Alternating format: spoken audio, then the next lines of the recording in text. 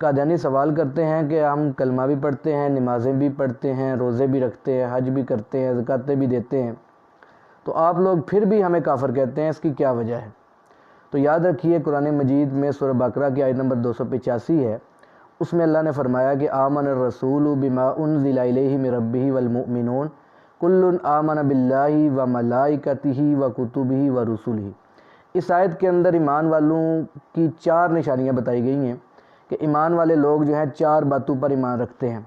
سب سے پہلے اللہ پر ایمان، پھر کتابوں پر ایمان، رسولوں پر ایمان اور فرشتوں پر ایمان۔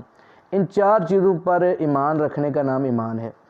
اب اگر کوئی بندہ ان 4 چیزوں میں سے کسی ایک کو نہ مانے تو کافر ہے۔ ایک قادیانی سے میری بات ہو رہی تھی تو مجھے کہتا ہے جی ہم تو کلمہ پڑھتے ہیں، یہی بات کہ ہم نمازیں پڑھتے ہیں، روزے رکھتے ہیں، حج کرتے ہیں، آپ ہمیں کافر کیوں کہتے ہیں؟ تو میں نے کہا مجھے یہ بتائیں کہ ایک بندہ اللہ پر بھی ایمان رکھے، رسولوں پر بھی ایمان رکھے، کتابوں پر بھی ایمان رکھے، لیکن وہ کہے کہ فرشتے نہیں ہیں، تو کیا ایسا کہنے والا بندہ مسلمان ہوگا؟ تو کہنے لگا نہیں، ایسا تو کہنے والا کافر ہوگا۔ میں نے کہا کیوں کافر ہوگا؟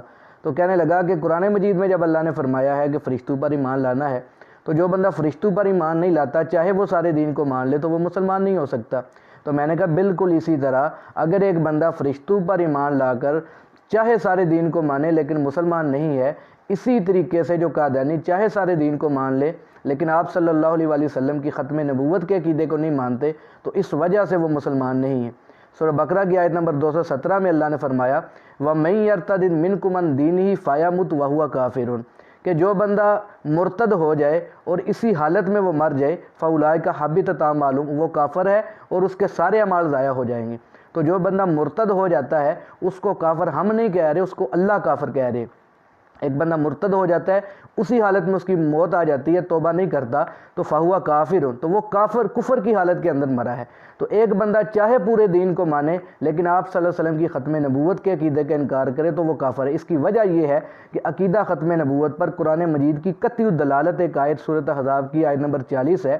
اس کے علاوہ پورے قرآن مجید میں 100 کے قریب آیات ہیں جو عقیدہ ختم نبوت کے مفہوم پر دلالت کرتی ہیں، اور آپ صلی اللہ علیہ وآلہ وسلم کی 210 کے قریب احادیث مبارکہ ہیں جو عقیدہ ختم نبوت کے مفہوم پر دلالت کرتی ہیں۔